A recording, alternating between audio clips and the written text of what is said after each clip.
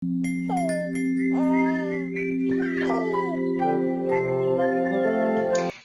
วัสดีค่ะนักเรียนทุกคนเจอกันกับคุณครูเบียร์อีกแล้วนะคะในวิดีโอนี้นั้นเราจะมาเรียนรู้เกี่ยวกับปัจจัยที่จำเป็นต่อการดำรงชีวิตของสัตว์ค่ะเราได้เรียนรู้ถึงปัจจัยที่จำเป็นต่อการดำรงชีวิตของมนุษย์ไปแล้วใช่ไหมคะมนุษย์นั้นก็จัดเป็นสัตว์ชนิดหนึ่งเหมือนกันใช่ไหมเอ่ยเพราะฉะนั้นสัตว์อื่นๆที่เขานอกเหนือจากมนุษย์เนี่ยเขาก็จะมีการเจริญเติบโตจะต้องมีการเอาชีวิตรอดมีการสืบพันธุ์เพราะฉะนั้นเขาก็จะต้องมีการต้องการปัจจัยต่างๆที่ทำให้เขามีชีวิตอยู่รอดได้เช่นเดียวกันกับมนุษย์ใช่ไหมคะและนักเรียนคิดว่าสัตว์ต่างๆเหล่านั้นเขาจะต้องการปัจจัยอะไรบ้างนะในการที่เขาจะสามารถดำรงชีวิตอยู่ได้คำตอบก็คือสัตว์ต่างๆเหล่านี้นั้นต้องการปัจจัยเช่นเดียวกับมนุษย์ค่ะนั่นก็คือ3สิ่งที่สำคัญก็จะได้แก่อาหารน้ำและอากาศค่ะแต่เนื่องจากมนุษย์และสัตว์นั้นมีความแตกต่างกันและสัตว์ก็มีอยู่มากมายหลายชนิดเลยใช่ไหมคะในโลกเราเพราะฉะนั้นวันนี้คุณครูจะพานักเรียนไปรู้จักและทำความรู้จักเกี่ยวกับปัจจัยที่สัตว์เขาต้องการเนี่ยว่ามีความเหมือนหรือว่าแตกต่างกับมนุษย์เราอย่างไรบ้างถ้าพร้อมแล้วก็ไปกันเลยค่ะค่ะและสำหรับปัจจัยที่จำเป็นต่อการดำรงชีวิตของสัตว์ที่เราจะเรียนกันเป็นปัจจัยแรกนั่นก็คือปัจจัยอาหารค่ะจากที่เราเคยเรียนไปแล้วนะคะว่าอาหารสำหรับมนุษย์นั้นเป็นปัจจัยที่สำคัญมากๆเพราะอาหารคือแหล่งของสารอาหารที่มีประโยชน์ของร่างกายมนุษย์เราต้องการอาหารเพราะอาหารนั้นให้พลังงานทำให้ร่างกายเจริญเติบโตและทำงานได้อย่างเป็นปกติใช่ไหมคะแล้วถ้าสำหรับพวกสัตว์ล่ะอาหารจำเป็นต่อพวกเขาอย่างไรบ้างเดี๋ยวเราจะได้ไปเรียนรู้กันค่ะ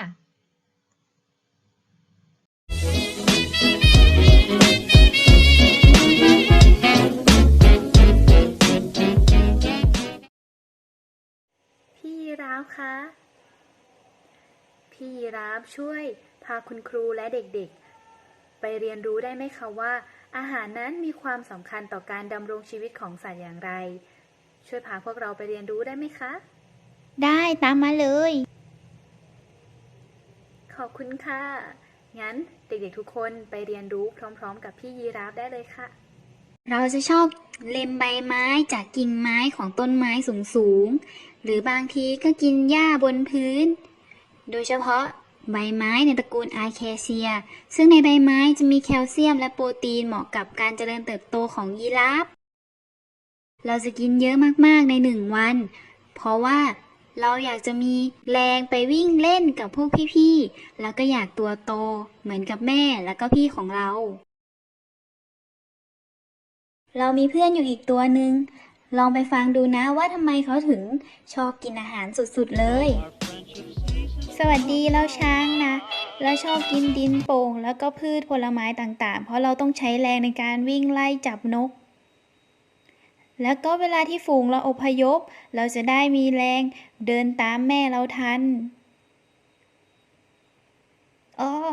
ถ้าเราไม่กินเยอะๆเราก็จะตัวเล็กแล้วก็จะโดนแบบนี้แหละเดี๋ยวเธอลองไปฟังสิงโตพวกกินเนื้อดูบ้างนะ พวกเราสิงโต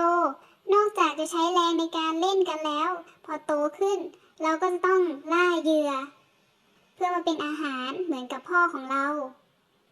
เราจึงต้องกินเยอะๆเพื่อให้มีแรง จากการที่เราได้ไปดูวิดีโอของพี่ยีราฟพี่ช้างและพี่สิงโตจะทำให้เราเห็นว่าทั้ง3ชนิดเนี่ยเขาต้องการอาหารก็เพื่อที่จะใช้ในการวิ่งเล่นการเคลื่อนไหวใช้ในการที่เขาจะอพยพและก็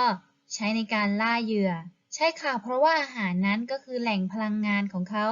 ซึ่งถ้าเขากินอาหารมากๆจะทำให้เขามีพลังงานในการไปทำกิจกรรมต่างๆและในอาหารยังมีสารอาหารที่จำเป็นต่อร่างกายที่ทำให้พวกสัตว์เหล่านี้นั้นเขาเจริญเติบโตได้ค่ะเพราะฉะนั้นสัตว์เขาจึงต้องการอาหารก็เพื่อให้ร่างกายเจริญเติบโตและสามารถดำรงชีวิตอยู่ได้ค่ะ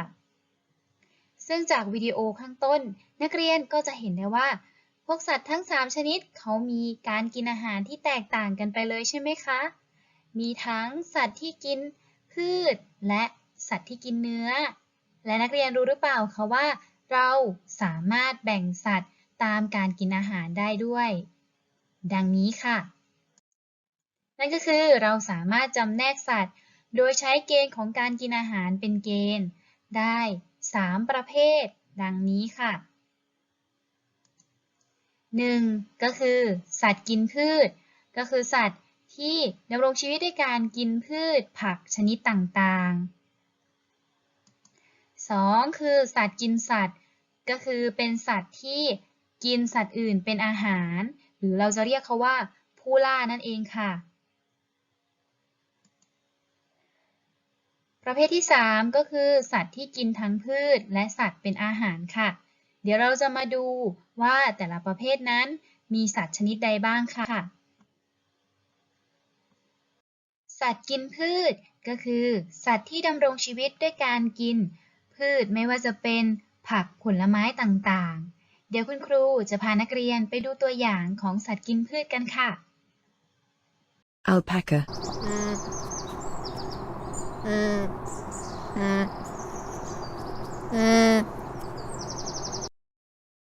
Beaver.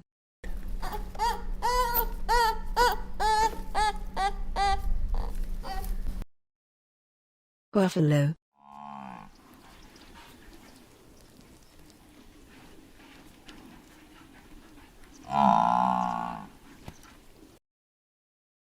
Butterfly.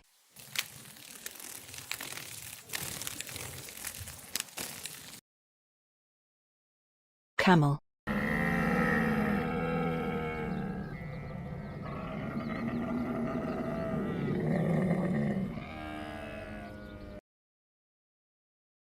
Caterpillar.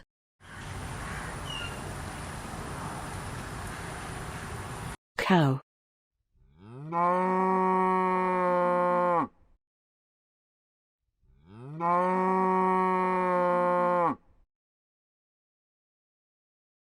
Deer.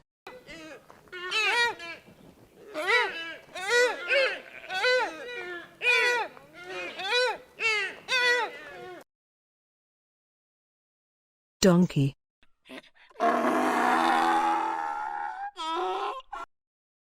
Elephant.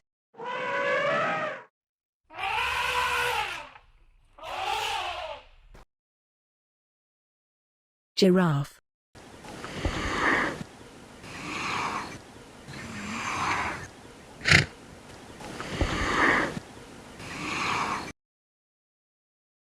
Goat.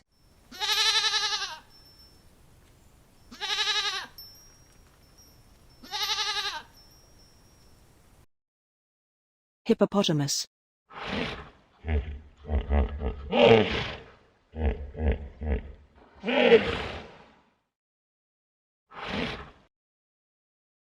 Horse.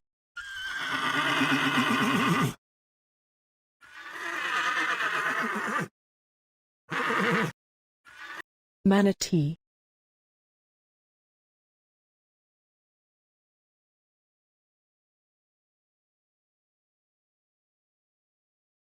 Rabbit. Rhinoceros.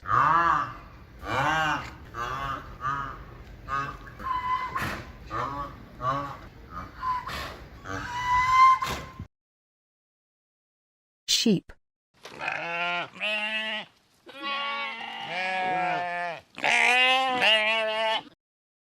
Zebra.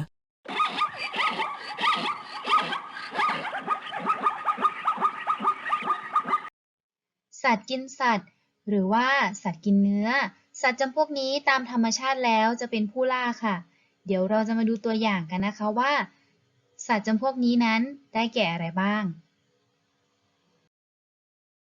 Arctic wolf.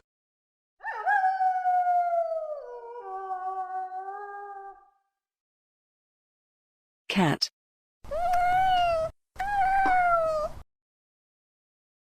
Cheetah.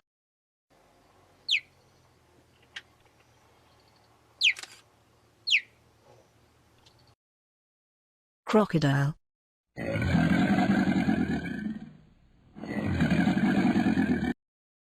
Dolphin.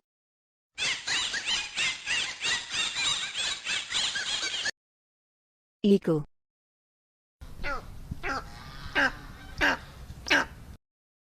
Egret.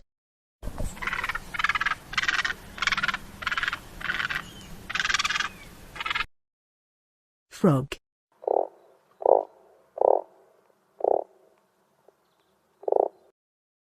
Hyena.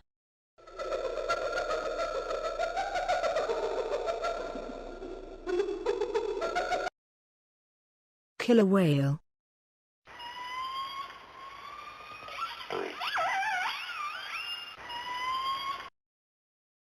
Lion.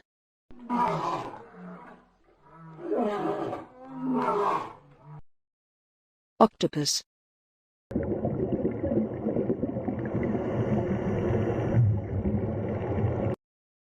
Owl.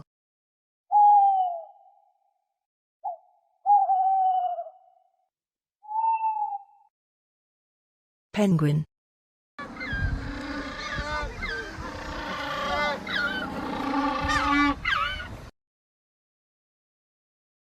Polar bear.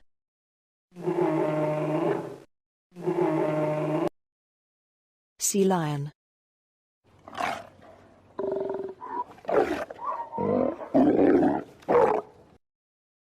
Seal.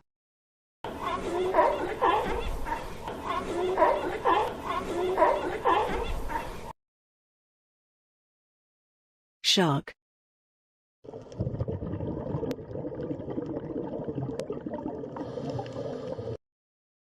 Snake.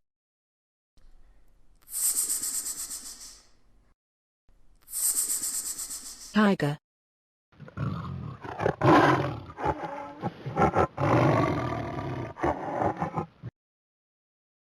Wolf.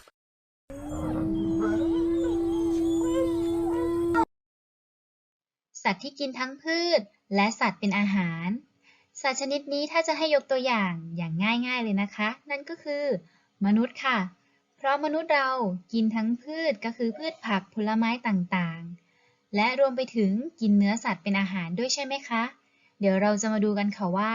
นอกจากมนุษย์แล้วยังมีสัตว์ชนิดใดบ้าง ที่เป็นสัตว์ที่กินทั้งพืชและสัตว์เป็นอาหารค่ะ Bear.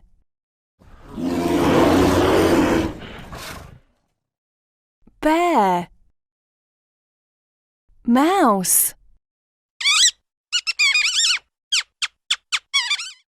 Mouse. Pig.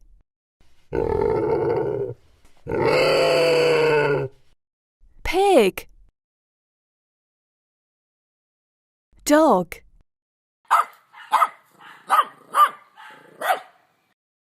Dog. Raccoon.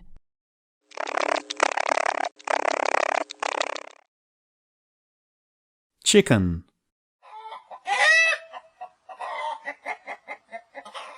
Chicken. Swan.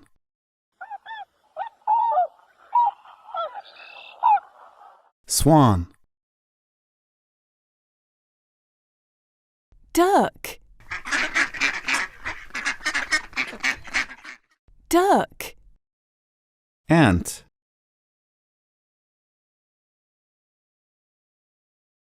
Ant. Fly.